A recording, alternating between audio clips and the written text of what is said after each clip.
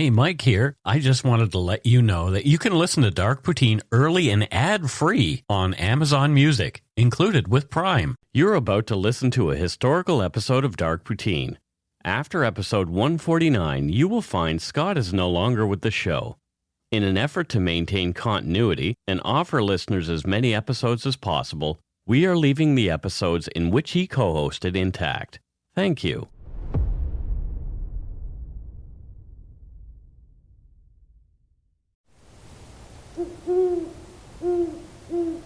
Those sounded like owls.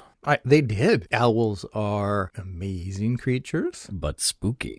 Why would I put owls in front of the show? I don't know. Maybe because it's almost Halloween? Welcome to the Dark Poutine first anniversary Halloween special.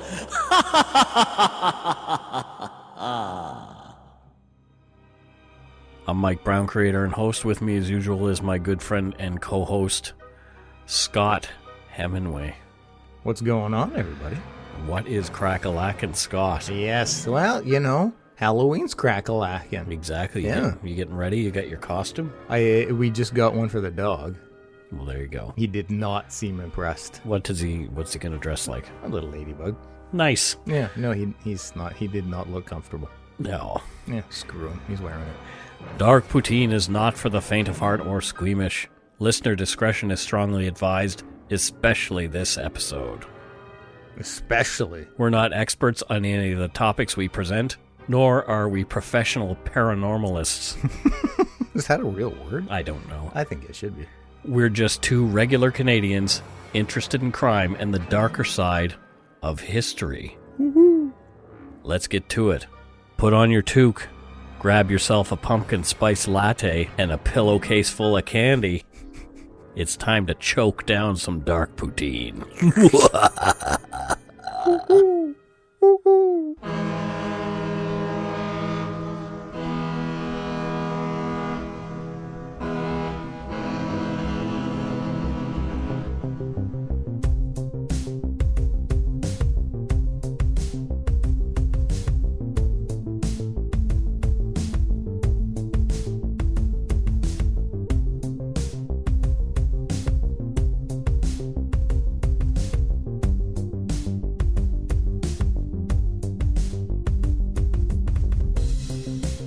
So you might have noticed that our intro is just a little different. Well, we got to make it seasonal. That's right, because it's Halloween, Correct. and the anniversary of our show is Halloween. What are couples supposed to get each other on the 1-year anniversary? Paper? Okay, well, I'll get here. Here's a used Kleenex. I'll bring you some paper. You'd find paper outside your door all randomly. It was me. So this week, being our first anniversary and our Halloween episode, to celebrate, we've asked some podcast friends from all over the world to share with us some spooky campfire stories from their neck of the woods. Oh, I'm not going to be able to sleep tonight. Well, speaking of the woods, that's where we are tonight. Ooh. So we want you to sit down here on one of these comfy logs or pull up a stump. Right next to me, preferably. Yep. Hold my hand, because I'm Hold Scott's hand. Yeah, I get scared to it. Hear the wind in the trees and the leaves rustle. Yeah. We've made a campfire to keep us warm. It's lovely. I'll take the talking stick and get this very special first anniversary Halloween episode of Dark Poutine started. Let's do that. Well, I was going to Vancouver Film School and then auditioning for various parts I didn't get. Ooh. I needed a job to keep a roof over my head. It had to be one that afforded me room in my schedule to be a full-time student and keep me free for daytime call-outs for parts. Mm-hmm. I began to work for a large security company as a guard. After a month of nights staring at cars in a North Vancouver car sales lot, I was sent to another posting. I was presentable, dealt with the public well. So, management sent me to one of the more high-profile sites, Vancouver General Hospital, or VGH, where I could be one of the 6 guards on all night, including a supervisor. VGH today is a large property with many buildings spanning its campus. It was then. As a security guard, you had access to everything, including the tunnels spanning out from the building to building like the roots of a tree. These tunnels were built not only for maintenance and transport, but to keep the public from having to see the uglier sides of medicine. Interesting. The hospital's morgue is in the tunnel, under what is now called the Jim Pattison Pavilion North. The morgue's 3 full-time pathology assistants and 3 forensic pathologists toil away, determining cause of death for the recently deceased, doing more than 400 autopsies a year. Oh, wow. That's more than I would think. Especially here in Vancouver, yeah. The morgue is a fascinating place. I saw it more than once. The first time was on my very first shift, the very first night. Near the door is an elevator that leads from the emergency parking area directly. It's here that the coroner or some other body recovery professional drops off the recently deceased for autopsy and other post-mortem investigation. This is also used for discreet retrieval of the body by funeral homes after the autopsy is done. As you enter, you're immediately stricken by the smell, not only of death, as described in many true crime shows and books, but also cleaning and preservation chemicals. Makes sense. It's true that once you smell a human body decomposing, you can never forget it, and yes, it does stick in your nostrils for some days later. Yeah. A large, heavy refrigerator door, like you would see in a large hotel or restaurant, sits off to one side. Trying to scare me on the tour, the site supervisor and another senior guard opened the door and beckoned me over for a look. This is called the crypt. They were surprised when I walked right past them and inside. I was very familiar with the sights and smells. I'd worked in a cemetery as a gravedigger and seen much that way. I've even participated in an exhumation or two. Oh, wow. I'll tell that story another day. Inside the crypt are bodies on bunk bed kind of racks or tables, and these are in blankets or body bags, depending on how they arrived there. I recall the darkened skin and bloated size of one individual recently brought in. He'd drowned and been floating in the water for some time that summer. Not a pleasant image at all. Oh, my God. I can imagine. There are stainless steel drawers, typical of any morgue you'd see in a movie. In fact, this morgue has been in many TV shows and films. Some of the drawers are locked for forensic investigative reasons with a case file tag attached. There are steel autopsy tables and various instruments organized carefully for the next day's work. I recall shelves with organs, like lungs and livers, in large plastic ice cream containers filled with preservation solution. I guess still part of an active investigation. Yeah. There's a doctors-only pathology museum in a secure wing of the hospital.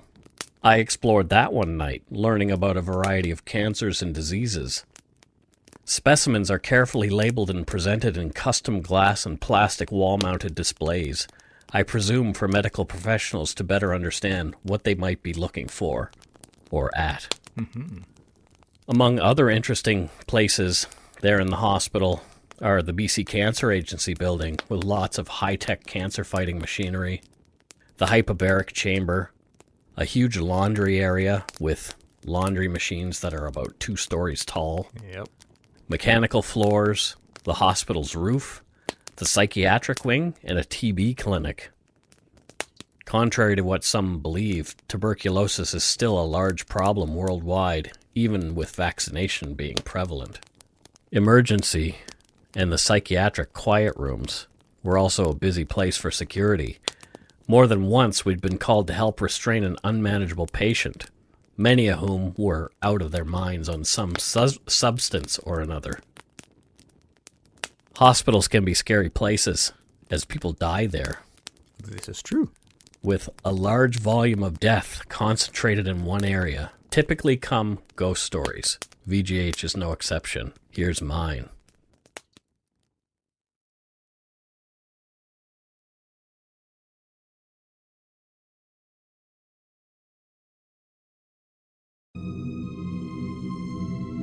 There are some more well-known ghost stories around VGH.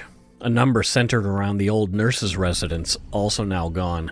Cindy James, whose mysterious story we told in episode 43, was trained at the hospital and would have lived in that residence. When I worked there, the 11-story nurses' res still stood, but was abandoned, and there were spooky stories to be told about that place. I have one or two, but that's not what this story is about. I'll save those for the after show. There is another, more well-known case of ghost sighting and haunting at Vancouver General. This is the one that I want to talk about tonight. Obscured by the massive new structures added over the years is the beautiful stone building now called Heather Pavilion, as it is situated near Heather Street off Broadway.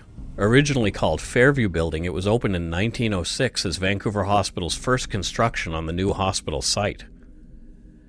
By the 1950s, VGH was now a teaching hospital. Many more buildings had been added to Heather Pavilion has been surrounded, dwarfed, and all but nearly forgotten. From the Vancouver Voyager blog, Heather Pavilion features 4 granite towers topped with a cupola and is a Romanesque style structure.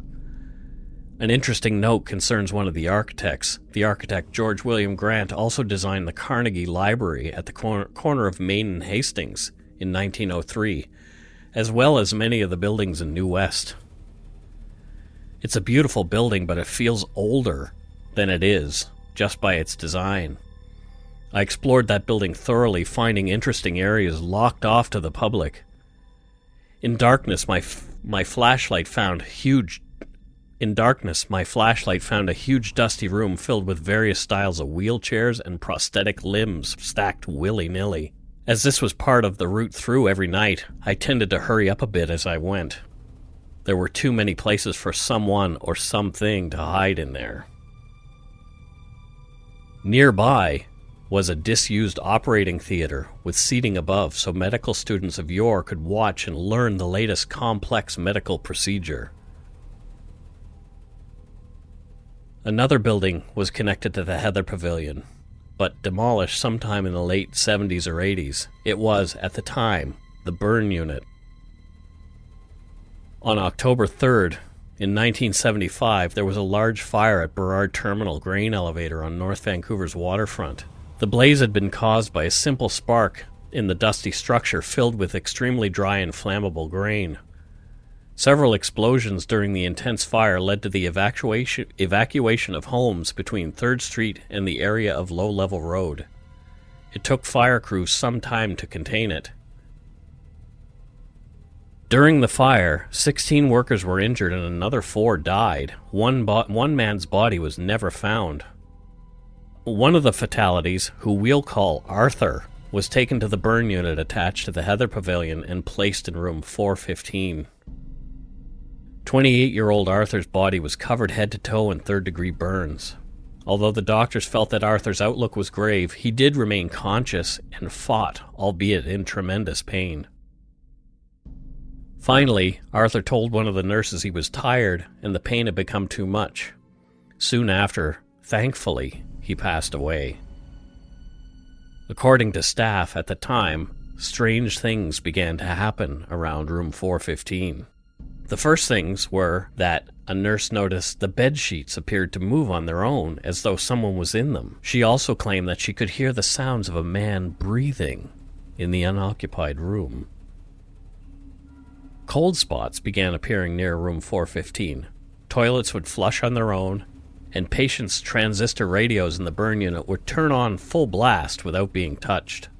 From Mark Leslie and Rhonda Parrish's book, Haunted Hospitals, quote, "On one occasion, a male nurse preoccupied with getting room 415 ready for the next patient walked in and noticed a colleague's white form out of the corner of his eye.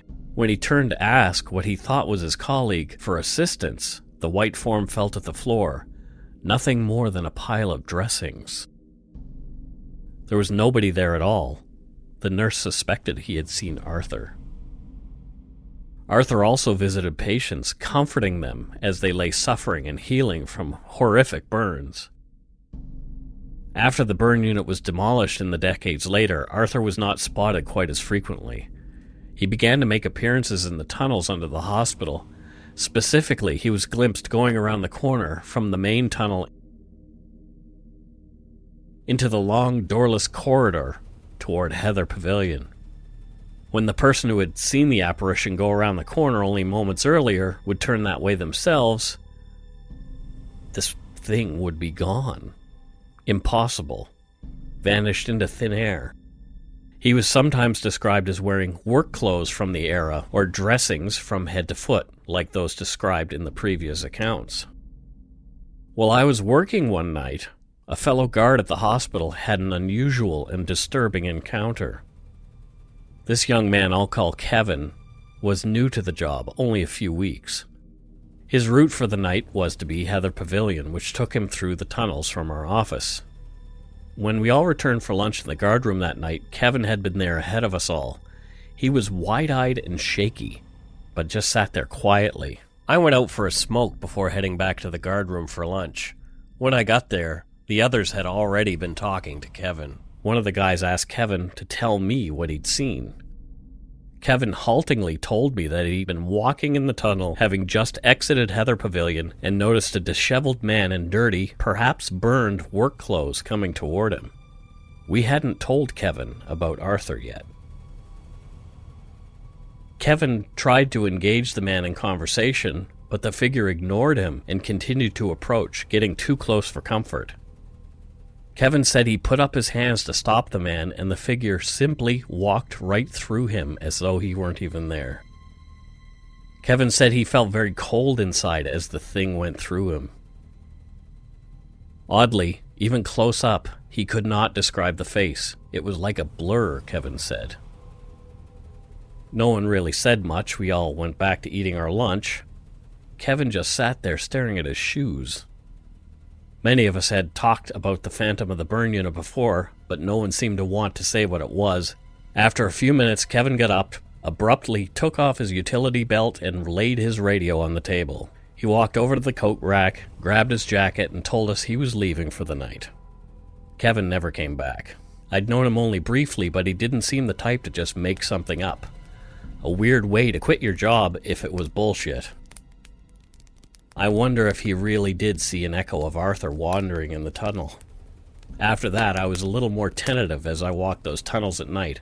I didn't see Arthur, but I often felt something or someone else was there as I trudged along. I've got chills. Right? Yeah, And yeah. that's a true story. Yeah. Because if you want to quit, there's many legitimate other Yeah, I'm just done. reasons. Or you just say, I don't like doing this job. And it wasn't even like he said, I'm out of here, I quit. He said, I'm leaving for the night. So it would make you think he went home and pondered what happened. No, or the next day he was just like, no, I can't go back there. Or Arthur followed him home and he's never been seen from since. Well, I hope that's not what happened because, well, I'm pretty sure he must have quit because nobody said the guy just disappeared. No, I know it's Halloween though. Ooh. That's very creepy. So, Scott, Yeah. do you have a scary story that I should shut up for? Yes, I do. Well, I will pass you the talking stick, sir. Okay, well, let me get talking. So it's not a very long story, but I will, as I'm able to do, lengthen it. I should probably preface this story by giving some backstory to my life at that time. So I was young. I was probably around 4. I was born, as we've talked about before, in Clearwater, BC. So very, very small town in the interior of BC.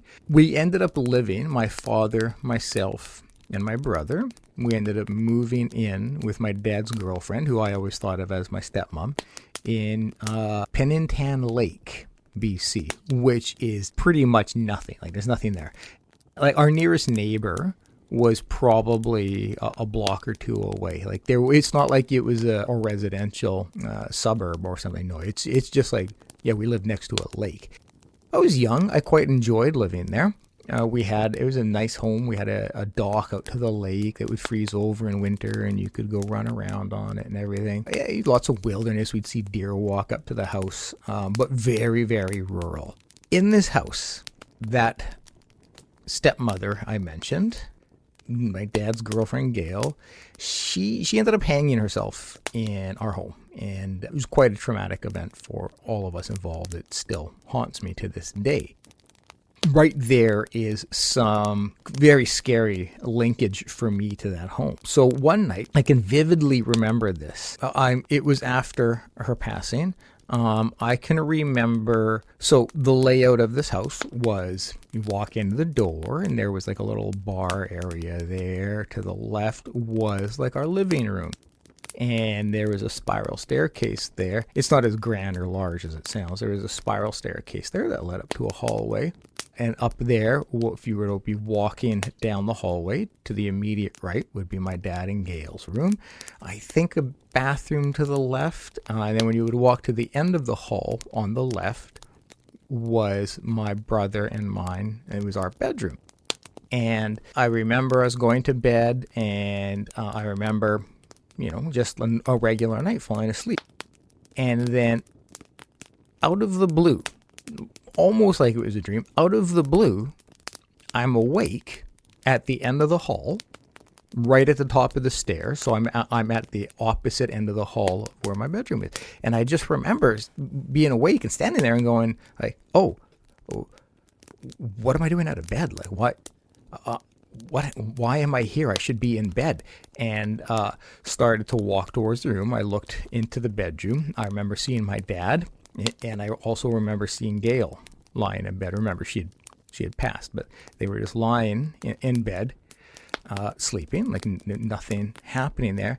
And I continue to walk to, again, I'm like 4, so I'm like, I don't want to get in trouble. I better get to bed. And I walk to the end of the hall. I turn to my left to go into the room, and I'm seeing myself lying on the bed. Me and my brother lying there. I'm lying on the bed, and I just remember like just being in absolute like confused state of shock. Just like, what's going on? I remember vividly how I looked. I was asleep. I had one arm hanging off the side of the bed, one knee, I think my right knee was up. I remember the blankets kind of only being half on me diagonally.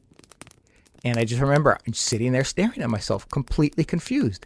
And then boom, I wake up in the bed exactly like how I saw me, with the blankets as exactly how I saw them. It's something that I've never, I can't explain. I'm a very skeptical person. I don't believe in ghosts, but I love ghost stories. I love creepy stuff. I don't believe in the paranormal, but man, do I love that stuff. I would love for there to be scientific proof in it, for them to be real. So I try to be a very skeptical person. But that experience has allowed me to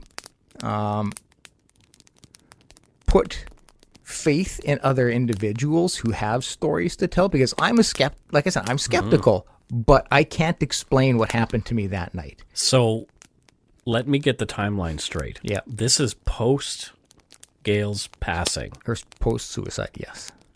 So you're having an out-of-body experience. Clearly. And typically, people, what I have read, and like I say, I am skeptical as well, but what I have read are people will say they will see things when out of body that you would not see normally. Yep. So she was there with your father, perhaps comforting him. Well, yeah, it was just like they would normally be lying in bed sleeping at night. Very, very and awesome. So, but that's not the only somewhat out of body experience I've had.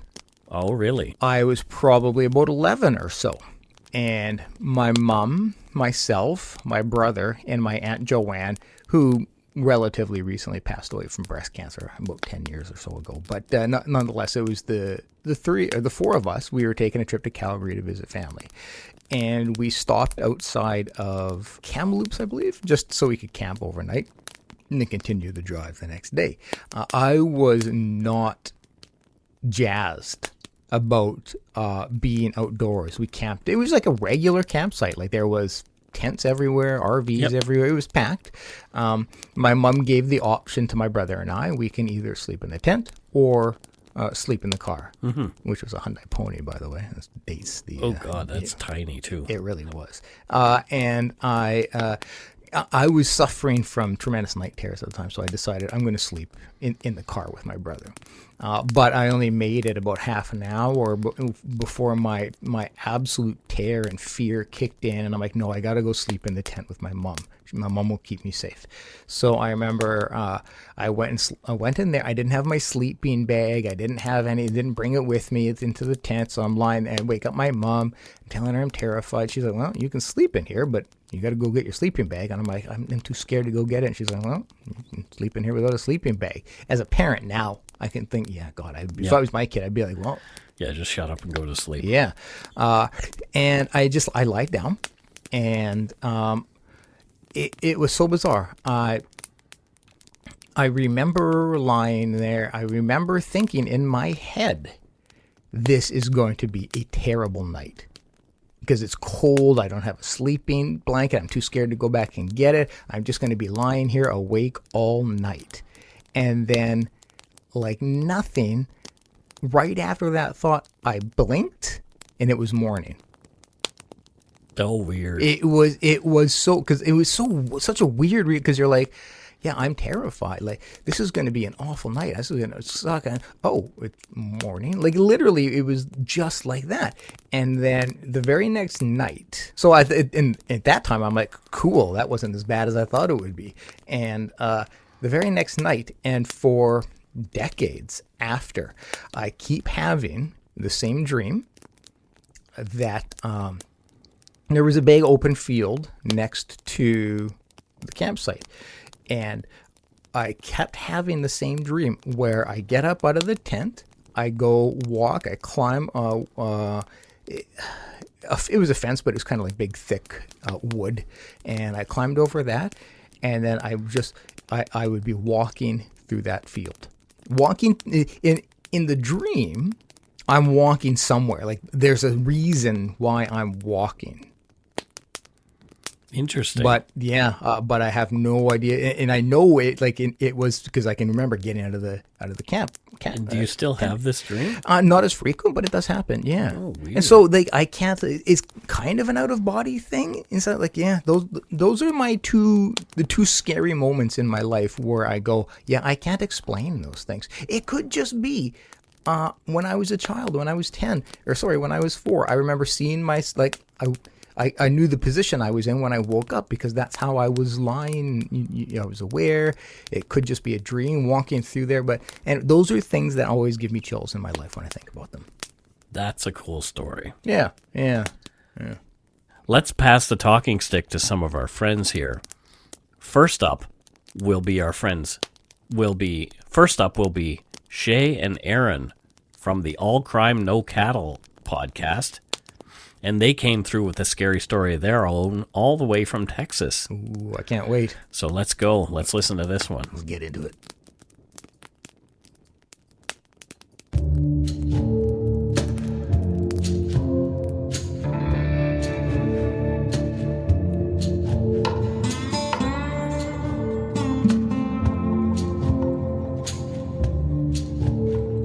Hey guys, I'm Shay, one half of All Crime No Cattle. You'll hear my better half, my co-host Aaron, here just in a second. So I heard Mike and Scott were doing a Halloween special, and I couldn't let the chance slip by to tell a spooky tale from the Lone Star State. So let me tell you a little bit about one of the local specters that we have down here, the Lady of White Rock Lake.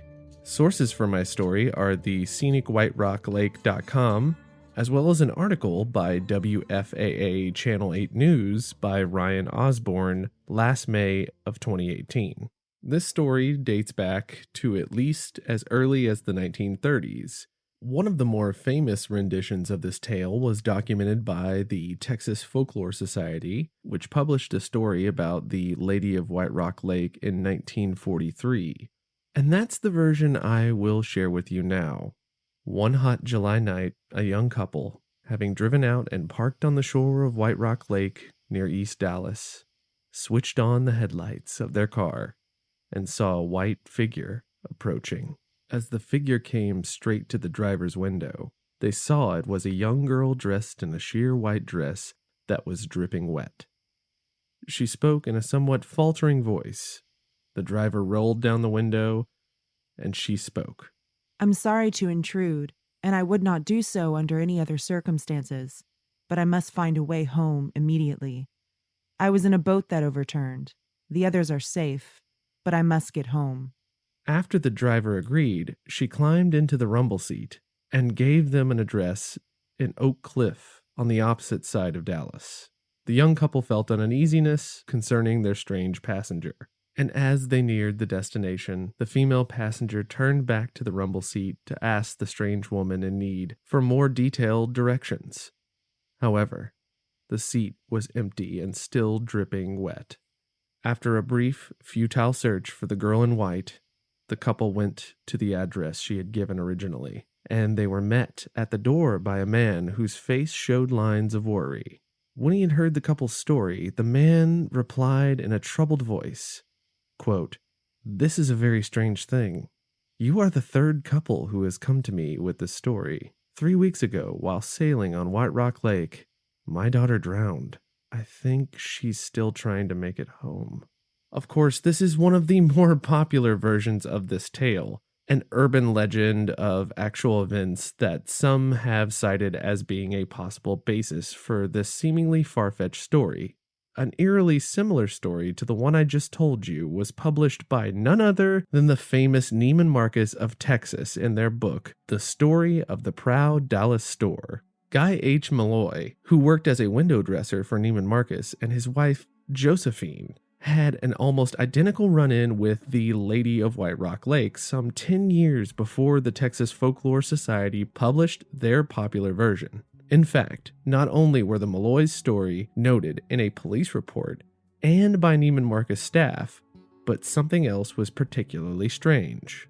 On Friday, July 5th, 1935, about the time of year and the right date, a woman found a suicide note left by her sister, Louise Ford Davis. The woman immediately alerted the police that her sister was attempting to kill herself at White Rock Lake.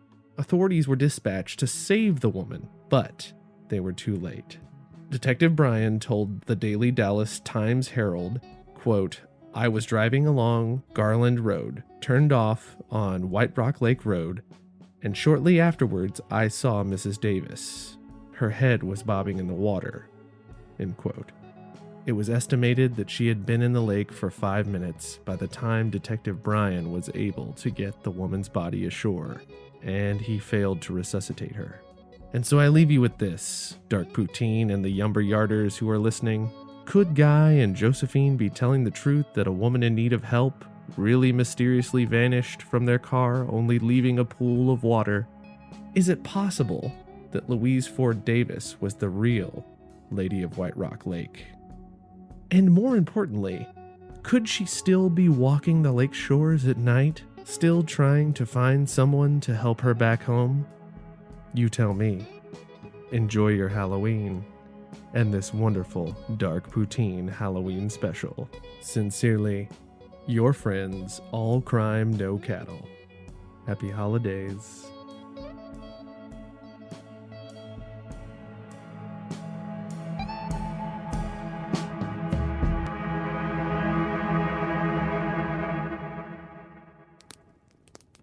I love it. Yeah, right? I love it. I love those kind of stories. So I'll be in Texas in December for a meetup at a Dallas Stars and Edmonton Oilers game. Yes, you will. And I can't wait to meet Shay and Aaron and all the listeners who are going to come out from All Crime No Cattle. They've been very supportive of us, and apparently there's quite a few Dark Poutine fans in Texas as well. Sweet. Maybe you guys can give Lady in White a ride. Nope.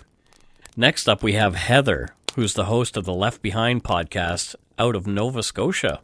I met her at our meetup this summer. She's sharing a particularly haunting ghost story from her family's lore. Oh. Here it is.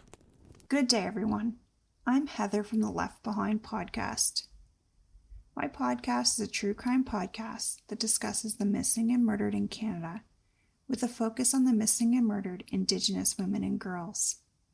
My podcast is available wherever you listen to your podcasts. I've never encountered any ghosts, but some of my family members have.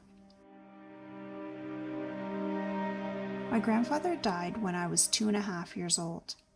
I don't really remember much about him, but one of my first memories is the day that he died. I remember how everyone was sad, and it was 2 weeks before Christmas. My mom had bought me a fancy new dress. I was going to wear it to my brother's first Christmas concert. My mom had these earrings I was only allowed to wear in the house. She said I could wear them to Scott's concert. I could not understand why everyone was not excited. I was getting to wear my dangly earrings outside, and Santa was coming. My poppy had been sick for a while. His 8th heart attack had killed him. He was in surgery when he had a massive heart attack. Prior to his death, he was in and out of the hospital for months. Since September of that year, he had only been out of the hospital for 1 week. The night my grandfather died, my mom had stayed the night with my nan. The next morning, my mom and my aunt were going to help my nan with the funeral arrangements. During the night, my mom woke up and she couldn't go back to sleep. She decided to get up not to disturb my nan. My grandparents had a covered veranda, and my mom went outside to get some air. She saw my grandfather walking up the hill. My poppy was an avid outdoorsman. He went hunting, fishing, hiking, and took us blueberry picking in the woods. He always wore a plaid hunting jacket, a hat, work pants, and rubber boots. When my mom had saw him walking up the hill, he was wearing his favorite clothes. He talked to her for a bit. He told her that he was okay now. He was no longer in pain, and she needed to be strong for my nan. He told her that he loved her, and disappeared into the house. My mom went back into the house, and said she felt peace. The next morning, she was telling my nan about her dream. My nan had a similar experience.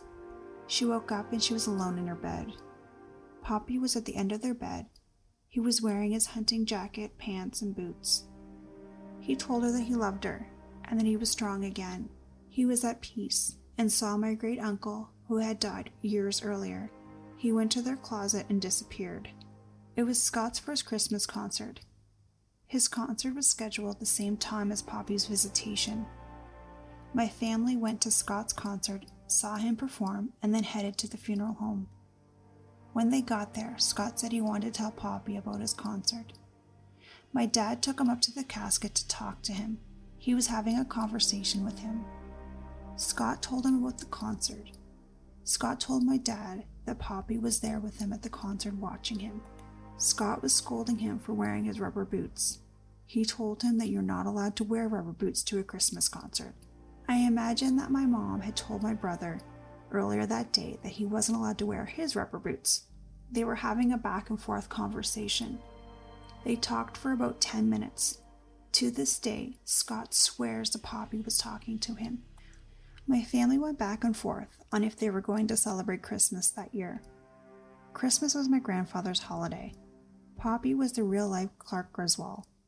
A few days before Christmas, my grandmother decided to host Christmas. Everyone was frantically trying to decorate the house, get gifts, wrap gifts, and do the Christmas baking. A few days before Christmas, my aunt and nan went Christmas shopping. They came home and wrapped all of the gifts and put them in the bedroom closet. On Christmas Eve, my aunt had taken the gifts and put them under the Christmas tree. Christmas that year was a somber day.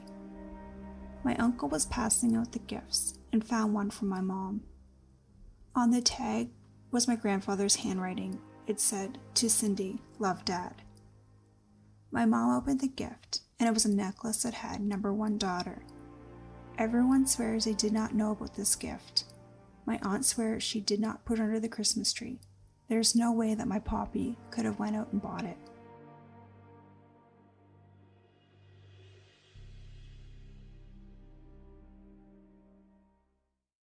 Wow, thanks Heather for sharing that. Very, very personal. Thank you very much. That was, while I was listening to it for the first time, I thought, holy cow, Yeah. what a story. Yeah, I'm feeling a little emotional hearing that because that personal touch from Heather. Wow, that was a beautiful story too. Agreed. Because there's lots of love involved. We'll lighten it up here a little bit with a story from Adam, a longtime Dark Poutine supporter, and now host of Point Blank, a true crime podcast. He's going to tell us a ghost story from Australia, mate. You'd better have a didgeridoo in it, or I'm going to lose it. I don't think it does. Damn. Here's Adam.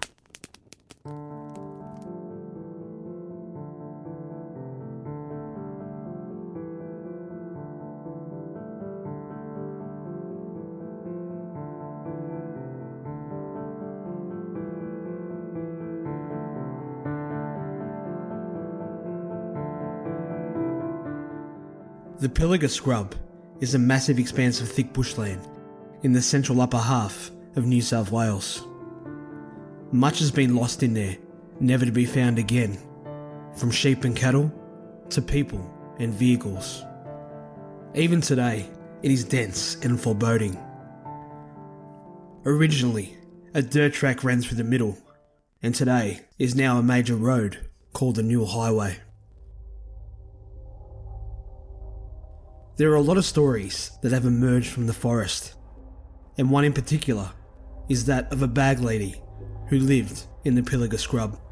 She was often seen with her old battered shopping trolley, loaded with her belongings along the road, and truckers will see her at night, walking in complete darkness. She was a recluse, old, grey-haired and crazy, and they dubbed her the Pilliga Princess. For many years, she was a familiar sight to regular travellers and truck drivers along that stretch of road. Because the Pilliga Scrub had, and still has, unexplained stories of terror associated with it, the locals will tell you you'd have to be completely crazy to be in the scrub after dark. Anyone passing through for the first time saw the princess as an almost terrifying ghostly figure. One dark night in 1993, the Pilliga Princess was hit and killed by a truck. The truck driver who hit her said she had been wandering across the road and he hadn't seen her until it was too late. He told how as she was lit by the headlights, she turned to look directly at him and ran toward him, arms outstretched. The last thing he saw of her alive was the white hair flaring out around her wild-eyed face, and the expression was one of manic glee. Since then, other truckers swear they have seen her walking a trolley at night, just as she had done for years before she was killed. One truck driver even claimed to have hit her trolley, but with no princess in sight. So, would you like to go on a road trip? Ha ha ha ha.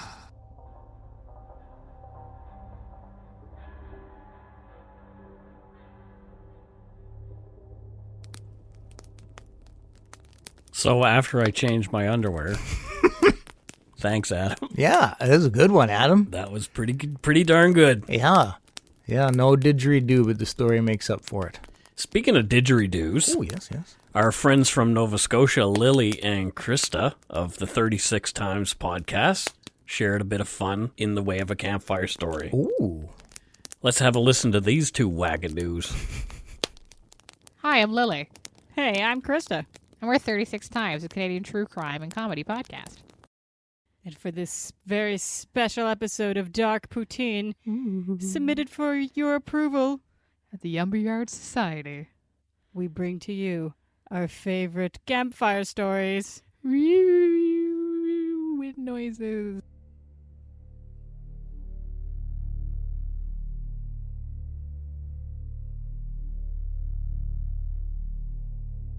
All right, are you going to tell me a story? I'm going to tell you my favorite scary story, when I was a kid that scared the bejesus out of me. And also made me horribly sad because it involved a dog. Dun, dun, dun. There was a young girl. We'll name her Julie. Oh, no. Is that bad? No, I'm sorry. I'm afraid of Julies. We'll just say Julie.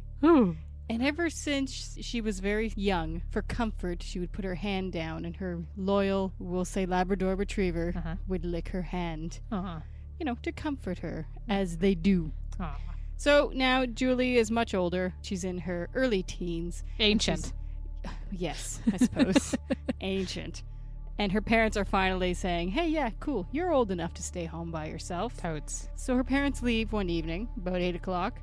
She chills, watches some TV, heads to bed, and she was a little bit spooked by the whole being alone thing. Yeah. So she put her hand down, dog licks. Oh. And she thinks, perfect. Got this. I'm all good. Dog's with me. Time for nappy naps. Nappy naps happen. Oh. In the middle of the night, she hears a drip, drip, drip. Oh, man. She kind of wakes, stirs up a little bit, thinks, what's that? She again puts her hand down and lick, lick, lick, lick, lick. Oh, good. It's fine. Yeah. Everything's fine. Yeah. Falls back asleep. Oh, good. A second time. Drip, drip, drip. Ah. Puts her hand down one more time. Mm-hmm. Lick, lick, lick. Ah. All good. Yeah, sounds safe. I'm safe. Dog's here. Don't worry about your plumbing. It's fine. That's your parents' problem. Whatever. So, all good. Huh. She wakes in the morning to a horrible scene. Oh. In her bathroom is her dog hanging from the shower. Oh, no. Having been stabbed. And all night long she heard the dripping from its little body. Oh, no. And in the mirror, oh no, written in the canine's blood oh is, no, humans can lick too. Oh my gosh. Well, listeners and Krista, I will give you a scary story that's more of an emotional roller coaster than anything, or a psychological thriller, if you will. It's the story of the girl with the green ribbon. It's little Jenny. I know. It's J names. J names. Little Jenny. Now, she always wore a pretty green ribbon around her neck. It was very much the thing. She was growing up in the 90s. It was a choker time. We all Shut up, had I did them. that. Right? I know, me too. I spent my allowance on one. It was $10. $10 back in those days. Anyway, a choker that she wore that was very fashionable. It was a green ribbon. She always wore it around her neck. Now, as she grew, she always had that ribbon on. Everybody's like, there goes Jenny with her green ribbon. Jeez. She's weird. Thing. She's so weird with her green ribbon. Gross. So when she was a teen, she met a handsome young gentleman by the name of Alfred. And Alfred was like, girl, I am digging your green ribbon game. I like it. She's like, don't talk about it. He's like, oh, that's a bit weird. She's like, yeah, no, just don't talk about it. I know I wear it all the time, but just don't talk about it. It's fine. You don't need to ask about it. She's like, oh, okay, cool. You want to go on a date? She's like, yeah, I do. So they started dating. And they fell in love. And they even got married. And all that time, Jenny was wearing that green ribbon. She was rocking her green ribbon game. And bless him, Alfred never questioned it. Even on the wedding day, when she was wearing that green ribbon, he was all like, I mean, so it's like something borrowed, something new, something, that kind of thing. It's usually blue, dear. It'll be green today. It's my green ribbon. I'm not taking it off. Don't ask about it, please. It'd be gross. So gross. So they go on with life. Married life is fine. The honeymoon's fine. The ribbon stays on. Ribbon stays on for most of their lives. In fact, it stayed on till a very old age for Jenny. Old Jenny. In fact, she had that ribbon around her neck in her deathbed. And Alfred's all like, oh, Jenny, I'm going to miss you. Because I assume that's what you say to someone in their deathbed. Have a good trip. And she's like, don't forget the secret words for when you come back and haunt me. Yeah, just or like every ghost ever, just knock randomly and turn the lights on and off. I'll know it's you. So she was all like, okay, Alfred, today's the day. Oh, Jenny's gonna let her secret out.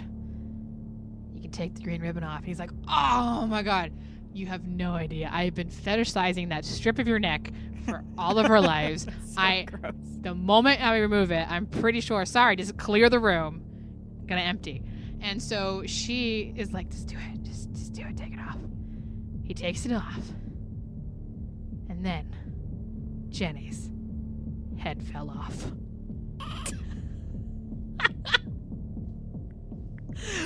What? That is from the literary classic In a Dark, Dark Room, which messed me up as a kid. I think it messed up a lot of us. I'm glad that I got to share that with you.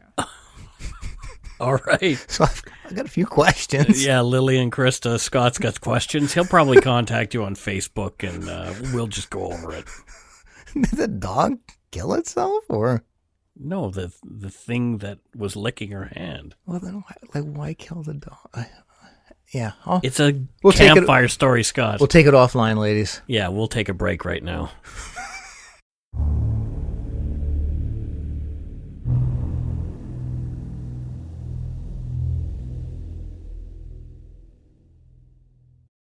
If you're looking for a smoking gun, I can absolutely guarantee you will not find it. In October 2001, a series of letters filled with a deadly powder called anthrax were dropped into the U.S. mail system. What started as an unprecedented case turned into an unsettling mystery. Who sent these deadly letters, and why? From Campside Media and Sony Music Entertainment, I'm Josh Dean, and this is Cover Up Season 4, The Anthrax Threat, available now.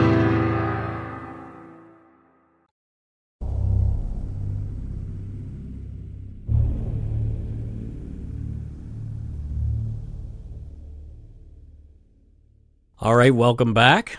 Let's continue with the creepiness. Next up, we have Bonnie from Writing About Crime, another Canadian podcast. This one's based in Winnipeg. She has a quick UFO story for us from Manitoba. Oh, they're my favorite UFO stories. Yeah, here's Bonnie.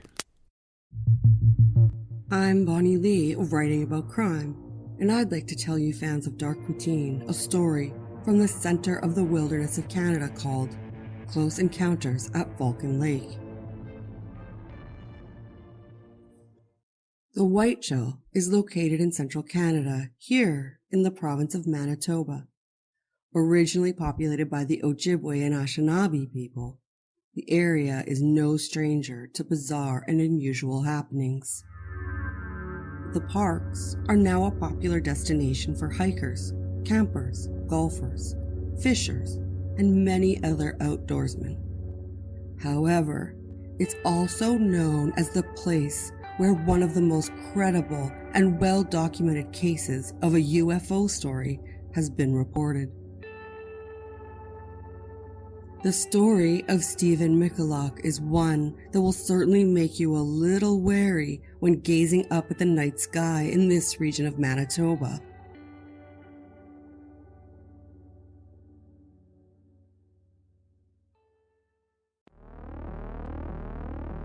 The tale begins on May 19, 1967. Amateur geologist Stephen Michalak headed to the bush in search of precious minerals. He was deep in the brush when he saw two cigar-shaped objects hovering just 15 meters away. One landed and changed shape, while the other flew away. Stephen took a few moments to observe from afar, but the rare opportunity compelled him to get a closer look. He approached the strange aircraft and reached out to touch its seamless surface, when suddenly the fingertips on his gloves melted, and then a sudden burst of hot air or gas struck him, burning him and leaving him nauseous and confused. The unidentified flying object flew away into the night.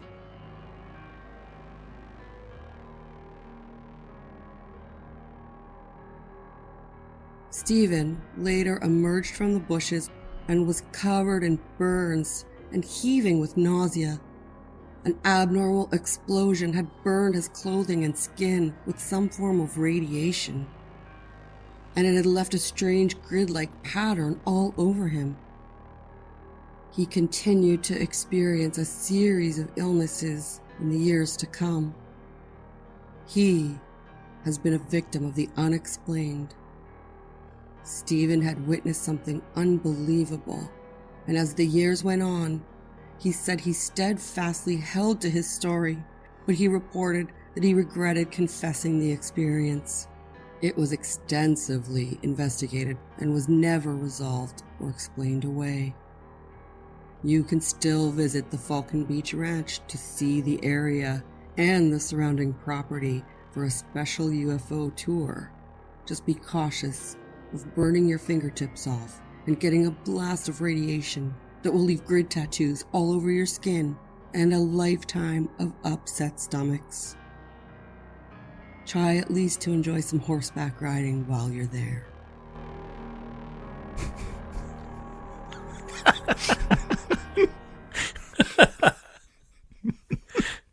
Thank you so much, Bonnie.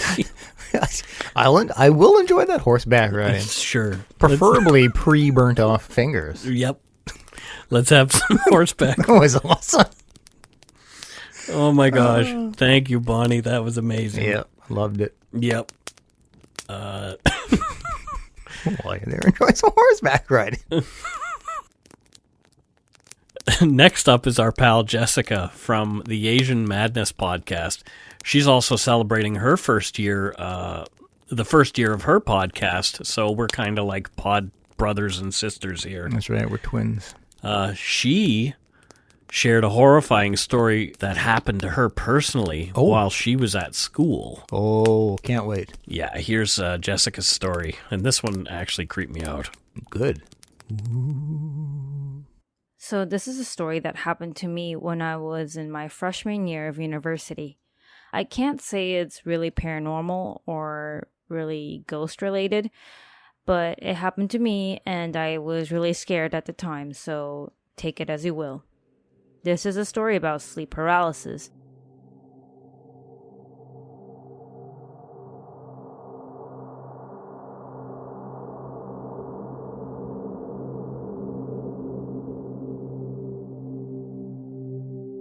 So I was 19 and I decided to head back to my school dormitory because I didn't have any class that afternoon.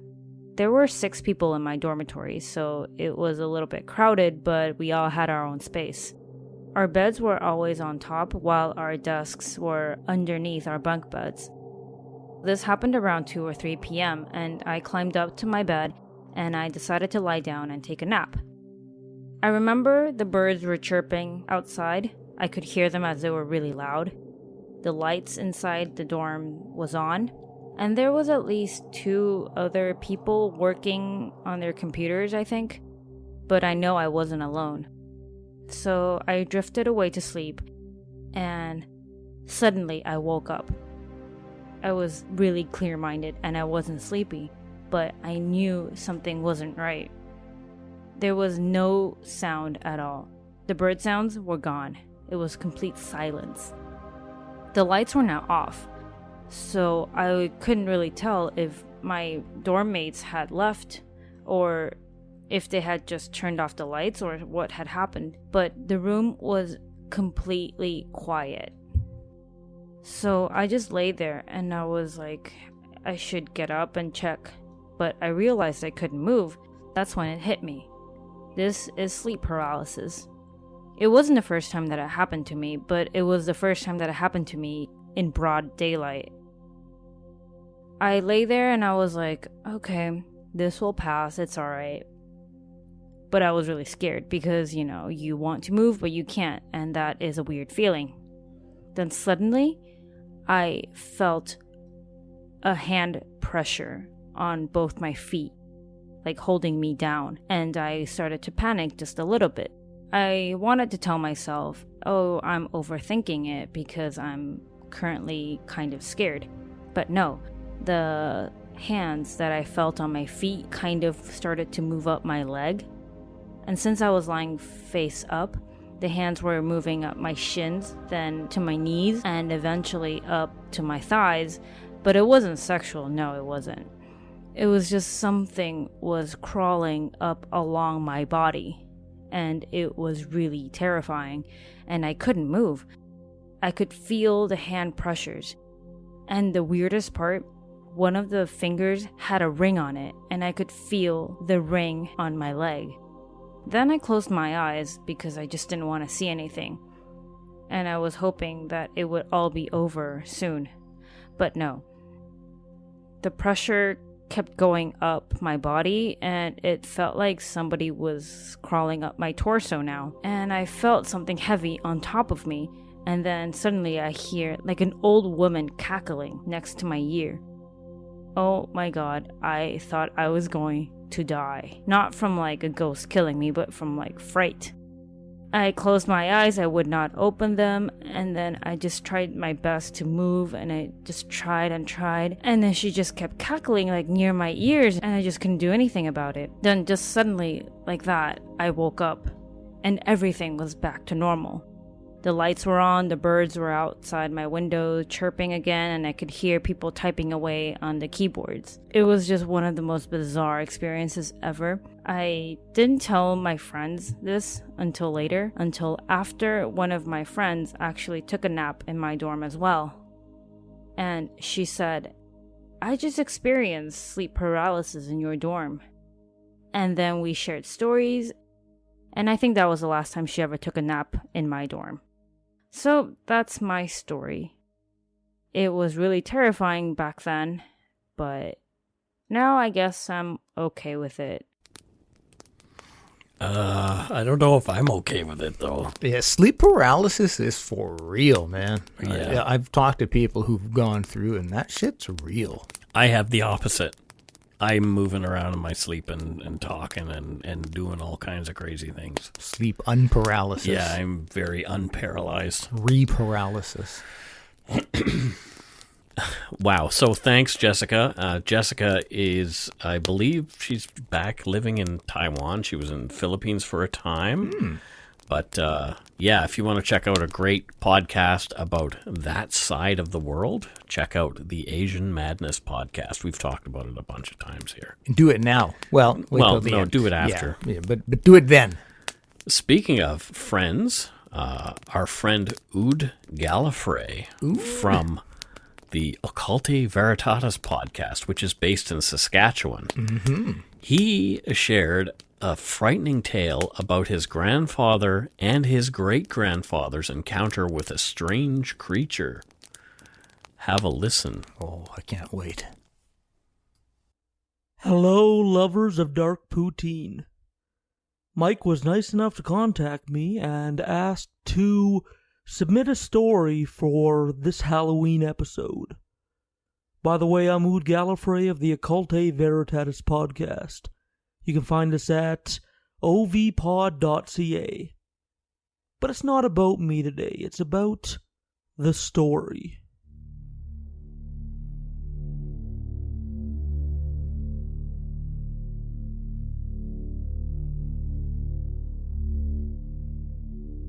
What I'm about to tell you happened to my grandpa's dad, my great-grandfather, with my grandpa witnessing. Saskatchewan has a lot of farming legends. For those of you that didn't know, I live in Saskatchewan. It's the flyover land of Canada where all the farmers roam. And people spin a lot of yarns here out of boredom. My grandfather's name was Eugene, and he was just 8 years old at the time of this incident. He had his summer routine down. His mom would make a pack of sandwiches and cheese and high-calorie stuff that a farmer's body will need to keep moving throughout the day, and she would give it to my grandfather to run out to his dad. His dad's name was Mike. So one day he ran out this bundle of, I think it was ham sandwiches, and wrapped up bacon fat with cheese. It sounds gross, but it actually tastes quite good.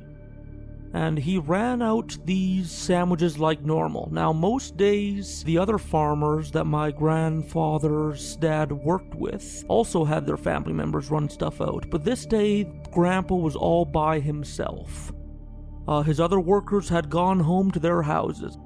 But when he got to the regular place, he couldn't find his grandfather. And he searched around, and he looked around the farm equipment, and he looked behind the shed they kept spare farm parts in. And he found a big, black, shadowy figure standing over my grandfather. He didn't know what to do. He said it looked like a dog, except its edges were all misshapen and shimmering. And instead of it looking like an animal, it simply looked like a plague of bees formed into the shape of a wolf. To this day, I don't think my grandpa had the words to describe what he saw. Anyways, he carried the lunches in this big pail. He didn't have a backpack and his family was quite poor, so we just used a big copper pail to carry this stuff around. And as soon as he spotted this thing, he did the only thing he thought he could. And he swung the bucket as hard as he can at the shadowy figure. And as soon as this bucket hit its form, it seemed to dissipate.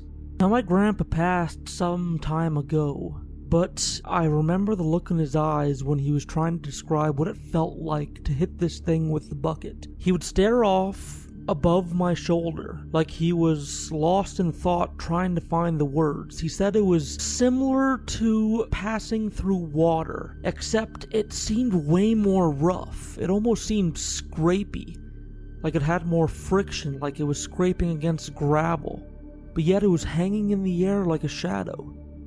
His dad was diabetic, so he got some sweets out of his pocket and some water and gave it to his dad, and his dad woke up. His dad, my great-grandfather, never believed my grandfather. He thought it was just youthful indiscretion, and he was panicked seeing his dad passed out, so he was hallucinating.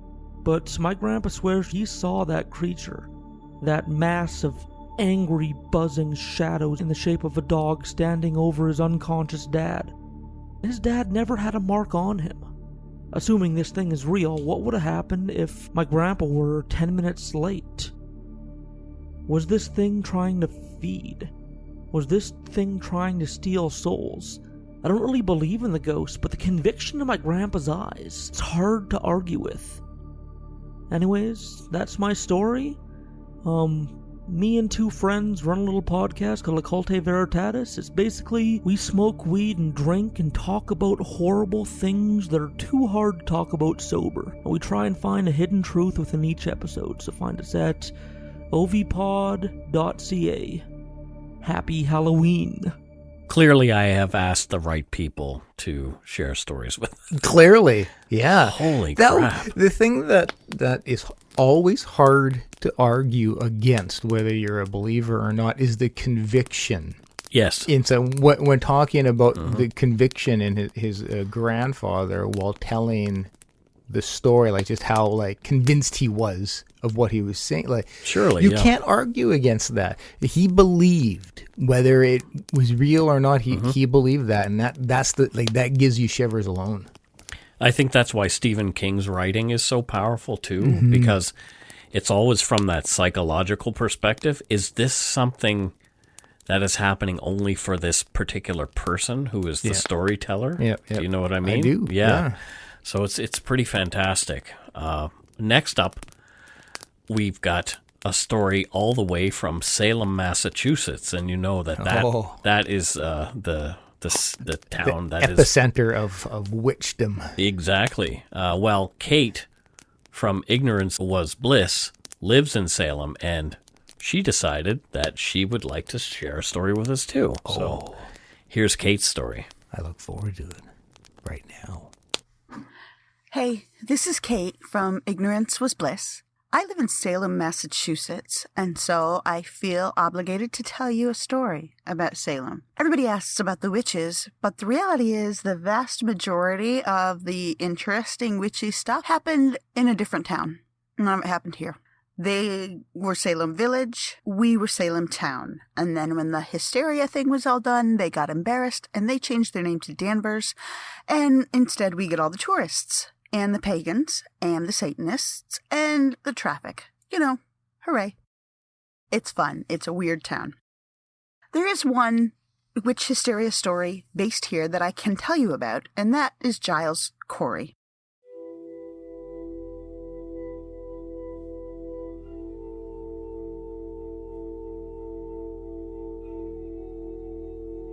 This man was 81 years old and known for being a cantankerous jerk.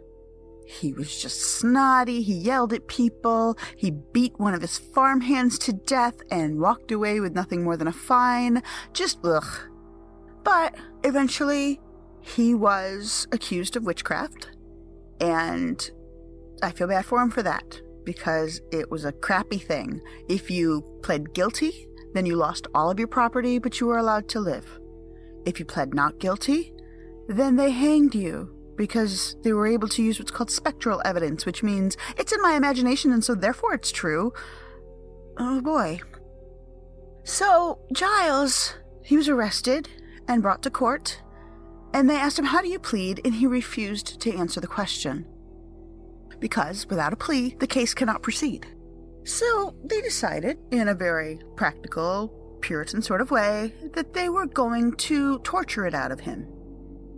He was held in the jail, which actually is, the building still stands, it's an 80s bar now in Salem. They took him outside, stripped him naked, piled a pallet of sorts, a wooden pallet, on top of him, and started laying rocks upon him. Giles looked at them and said, more weight. More weight. At one point, there was so much weight upon him that the sheriff had to use his cane to poke Giles' protruding tongue back into his mouth.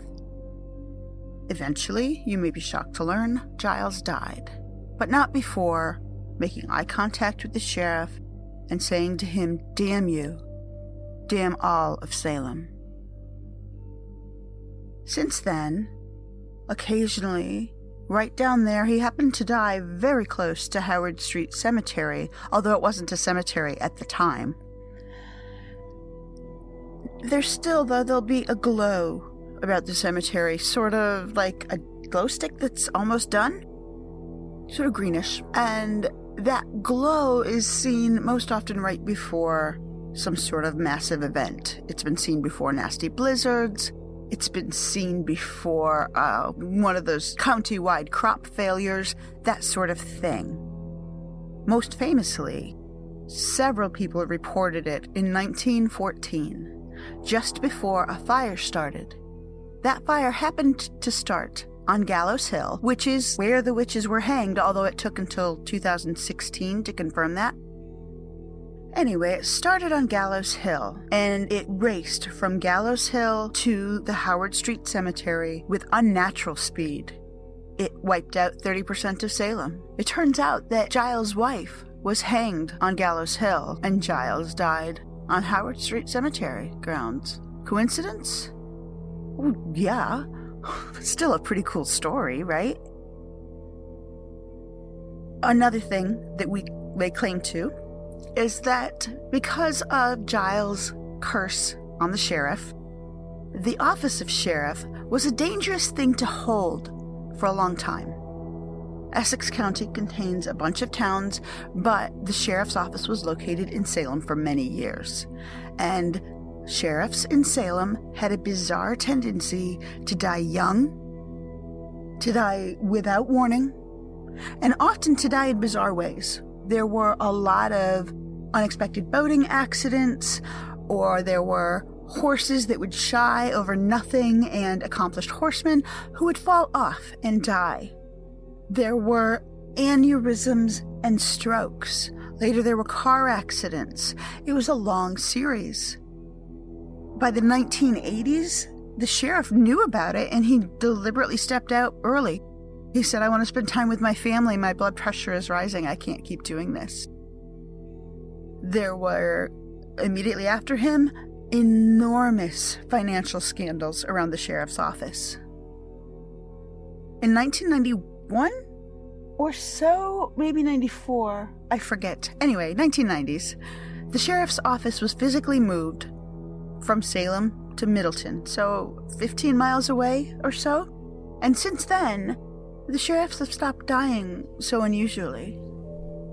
So maybe Giles just has stopped taking his revenge on those who took his life and his wife and 23 other people so unfairly.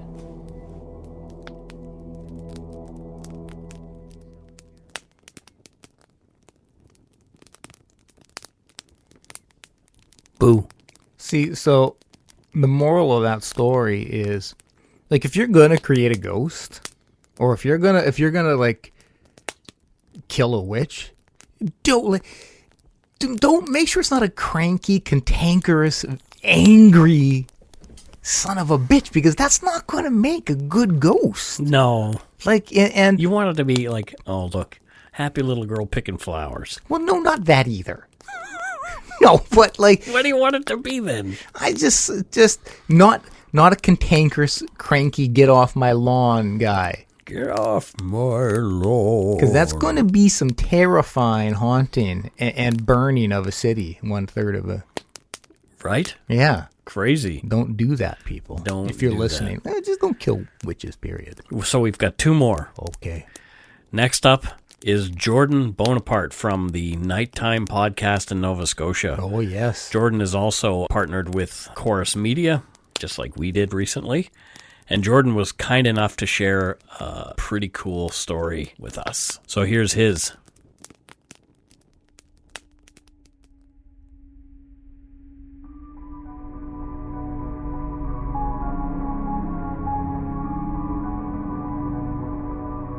Hi, Mike. Jordan from Nighttime here. I got a story for you. It's a true story. Something between a mystery and a ghost story, I suppose. Now, as a kid, I grew up on a small dead-end street, which was then a brand new subdivision. The streets and the homes that lined it were all built in the late 70s to early 80s. But in the case of my particular street in the subdivision, it was built on what historically was farmland owned by a wealthy family named the Smiths.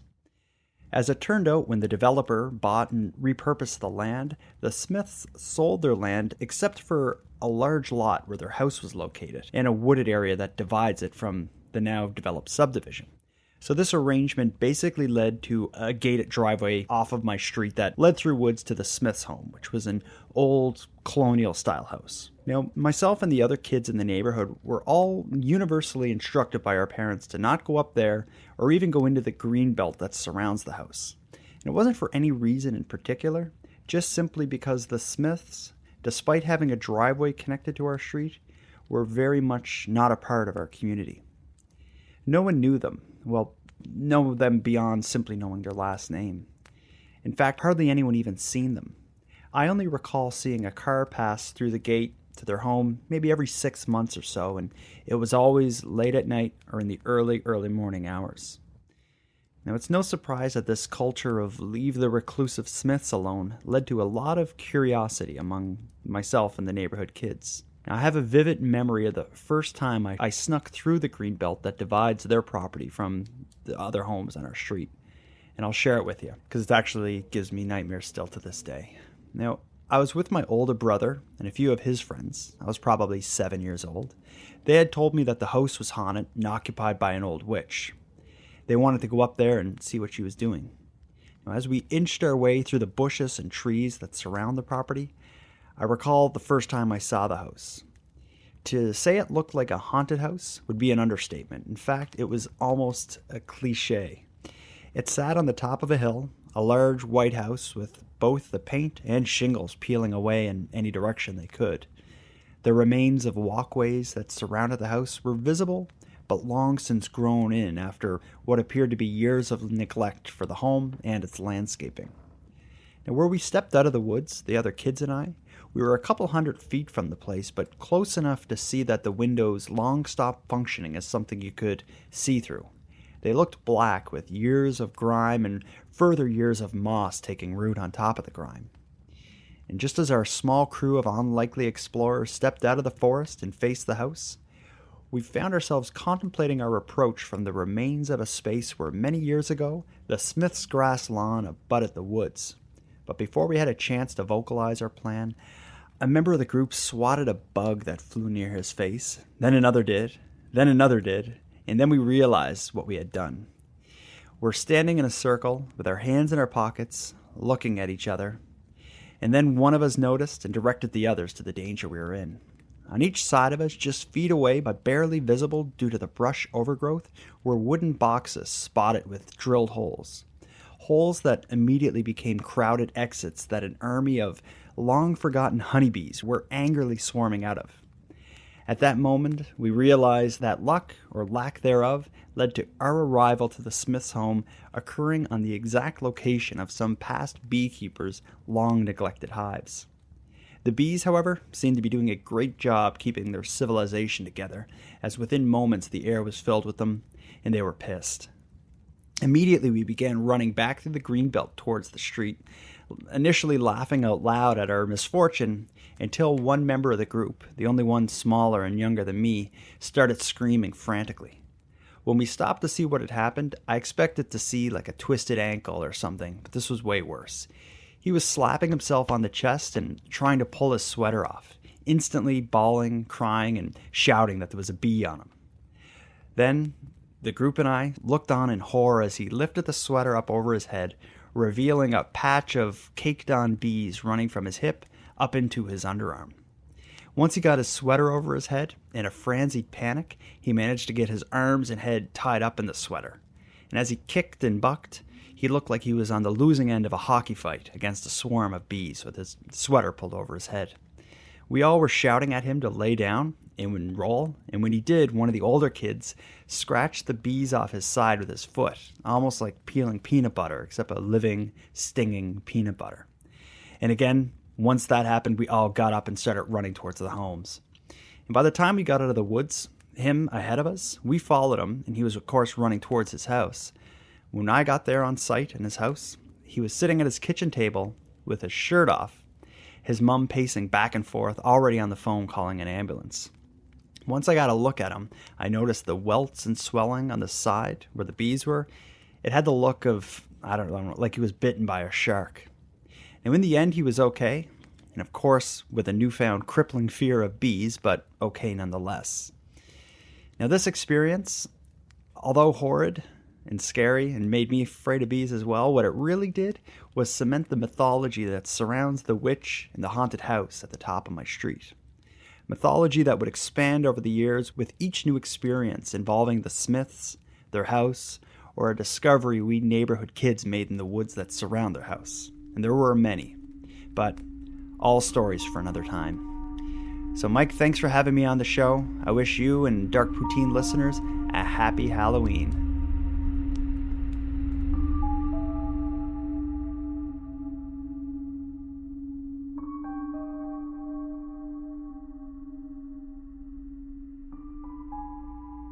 I love bees, actually, but I hate bee stories like that. I was on set for Nicolas Cage when he was doing the bees. I actually walked into a wasp's nest when I was younger and got stung over 100 times in my face and ears and eyes, and it was horrible. Yeah, I've never had a problem with bees. I could go on, but so last but not least, my buddy Tyler, a.k.a. The Voice, from one of my personal favorites, the Minds of Madness podcast, sent along his own story. Here's Tyler. Hey, it's Tyler from the Minds of Madness. So you wanted to hear a scary story from me, and I don't think this one is exactly scary, but I guess at the time I was a bit creeped out. So this would have happened, I'd say, about 20 years ago. I had just moved in to the girl I was dating with. I had moved into her house, and in the house it was one of those small post-war bungalows that they put up in East York, just off the Danforth in Toronto. And it had 2 bedrooms upstairs, a small living room, small galley kitchen, and the basement had been finished. There was a bedroom and then just your standard unfinished basement, part of it on the other side. I guess it was about a month into living there. I think at that time I was working days, and the girl I was dating, she was working evenings. And her brother also lived with us. He had the bedroom downstairs, and he was out, so I was there by myself. At the time, I think it was getting close to Christmas. I had been dabbling in painting. I was working with acrylic paints and giant canvases, and I don't think they were really that good, the paintings, but we hung them up, I think, just to, mostly it was done probably to humor me. And so I'm sitting in the living room, painting on the floor. I had this giant canvas and I was painting, and I started hearing this banging and things were moving around downstairs. And I'm like, okay, well, I'm not really familiar with the house. It was an old place. And so I thought, okay, well, it's probably just the pipes or something. And it continued. And I think, probably about 10 minutes into it, I was like, okay, I'd hear a noise. It would stop. And then I'd continue painting, and then I'd hear another noise, and it would stop.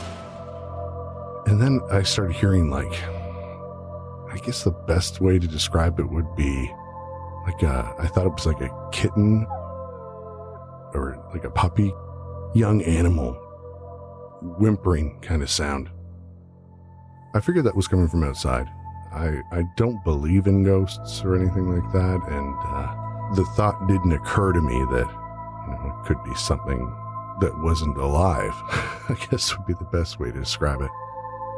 So I'm painting away, I hear the noise, I'm like, it's coming from outside, and then I realized this is actually happening a little bit more often than you'd think a knocking pipe or a cat outside crying would be.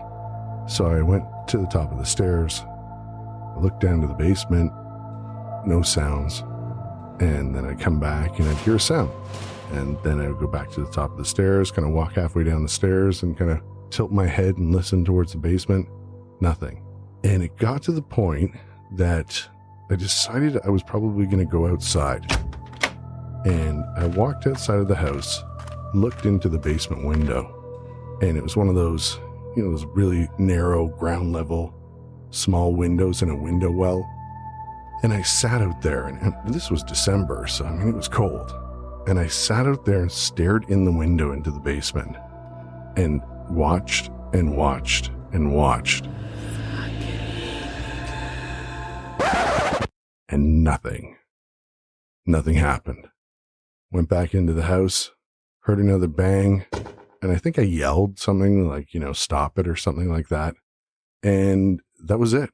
Nothing beyond that. So it freaked me out a bit, but not really that much.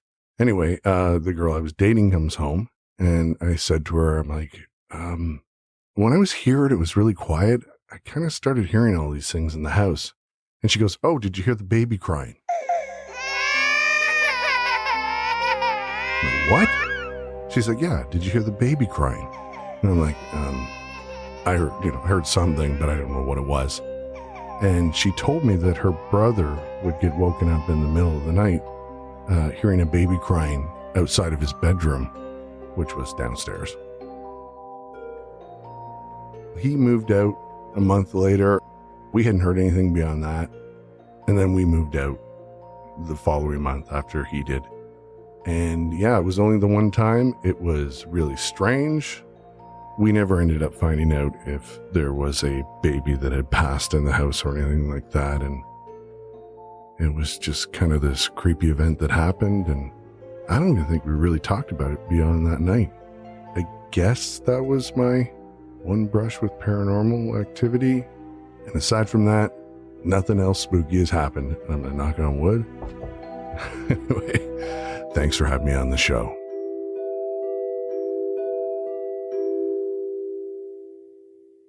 Thanks, Tyler. I know you don't think that was very scary, but it creeped the heck out of me. Ooh, so that's it for our Dark Poutine Halloween anniversary special. It was a long one.